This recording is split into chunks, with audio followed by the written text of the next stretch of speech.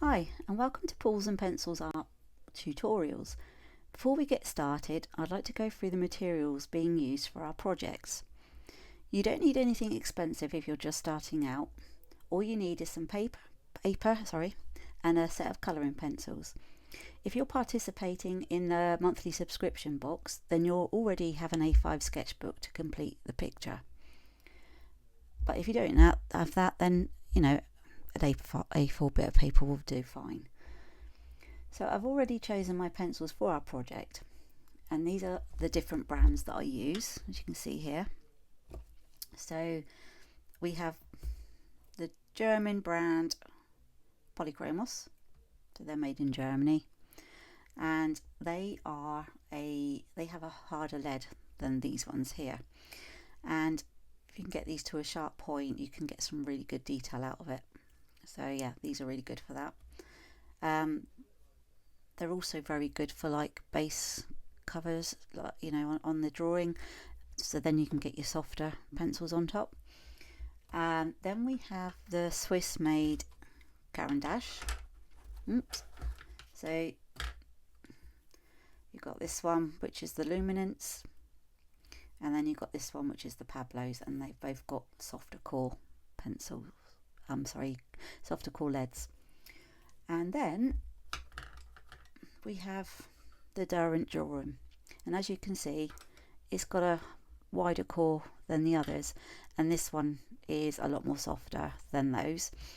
It also is the best one to use if you want to get a really dark black down on your paper, because you've got the different tones of black with these brands, but they're not as dark as this one. If you're going to use a black with these ones, then if you want to get it dark, then the best thing to do is put a dark indigo under it and then put the black on top, and then that'll enrich the colour for you. But this one, absolutely brilliant. I love this one. Okay, so to sharpen the pencils, I mostly use an electric pencil sharpener, and you can see that one's been made by Tenwin. A lot of the pencil sharpeners are quite expensive, depending on the brand that you go with. This brand was a really good one. I got it off of Amazon Prime, and it was really good value, probably just middle of the range. Really does the trick, and you can get a really good point on it. So you can see this one's quite a short point to it. So if I just put that now, you're going to hear a bit of noise now. And there you go. So you can leave it in a bit longer depending on what you want to get for the point, but yeah, you can already see it's a lot sharper. I also use a manual pencil sharpener. So I use this one from Prismacolor.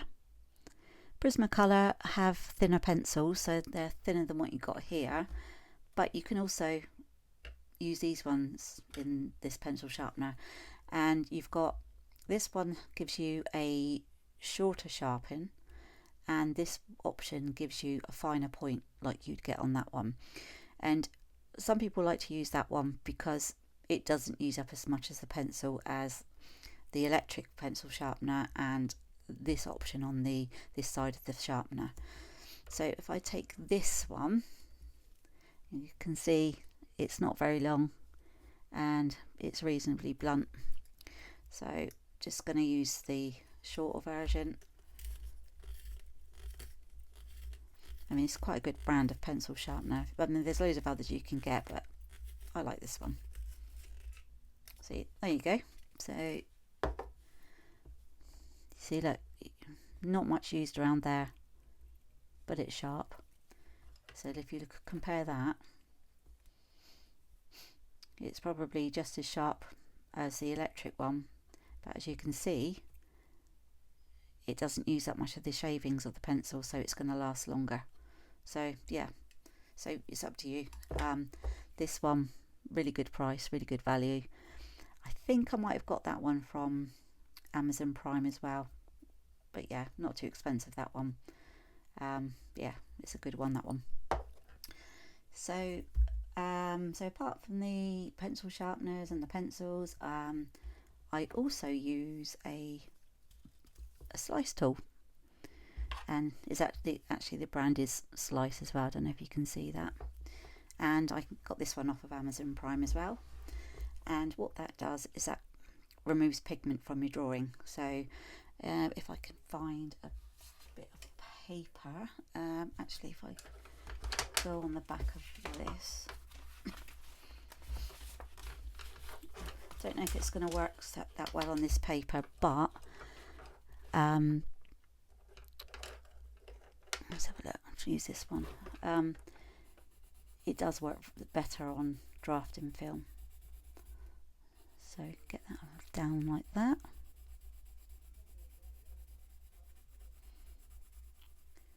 Okay, and let's have a look to see if I can use.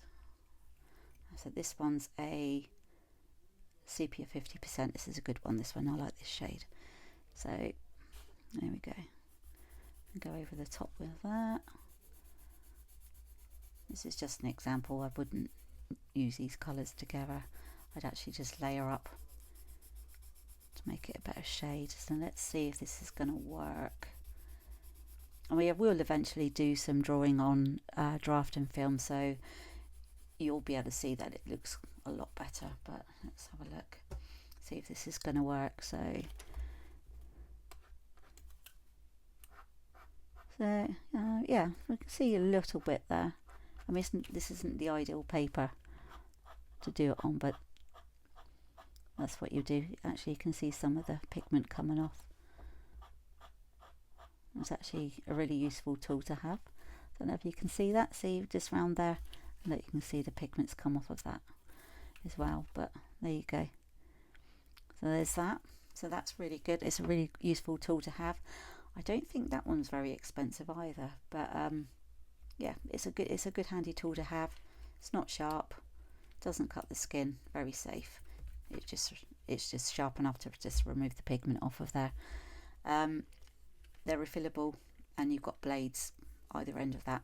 So yeah, so this is a good one. Then another way of removing pigment is this Tombow eraser. So just push it like that, so longer or shorter, and they're also refillable as well, so quite easy to put in. And this is good for removing pigment as well. So you can see this one does it better on there, and you can just take bits out of it. So yeah, it's pretty good. So it just removes the layers of pigment like that. So that's pretty good. And again, Amazon Prime, good value, not too bad at all. And then we have, this is a kneadable art rubber. I mean, it's a bit flat. I mean, you can put it in all different shapes. If you've got a small, it removes pigment like the other two, but in a slightly different way. So if you've got a small area, then you would just dab it. If you've got a bigger area, so you can just, you can manipulate it, and if you've got like that. What I will do is actually do some, let's get another sort of brown. So just see if I can put a thick layer in. Hopefully I can show you the pigment that it's going to take out of it. But not only is it good for removing pigment from the colour, if you've got like a dirty page, it will also clean up that area as well. So let me just see if it'll work on this paper. There you go, see, and it's coming up onto the rubber, and there you can see it's just lifted off a layer.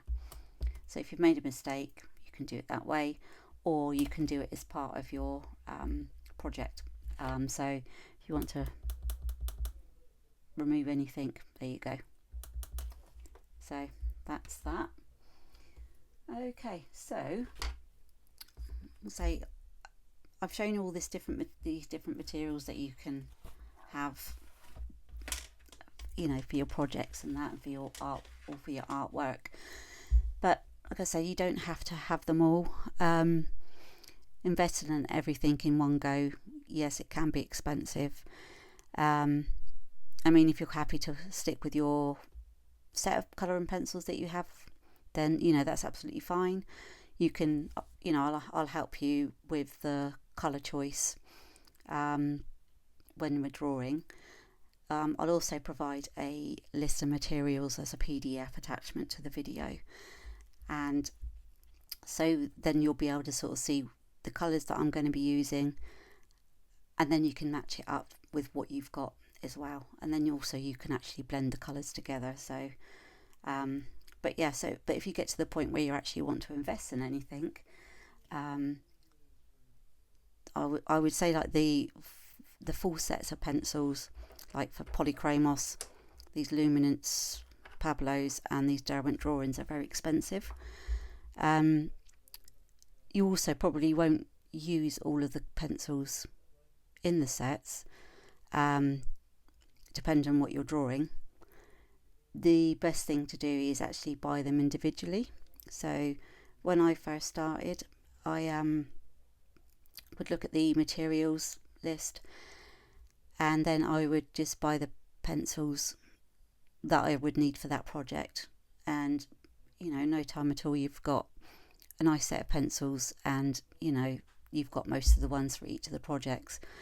And when each pencil runs out, then you can just replace it. I mean, this one here, which is, let's have a look.